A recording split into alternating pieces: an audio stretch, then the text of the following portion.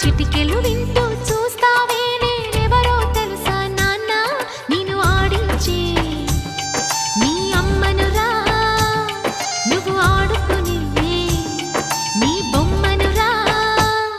గోపాల బాలుడమ్మ నా చందమామ పదే పదే చూసుకున్నా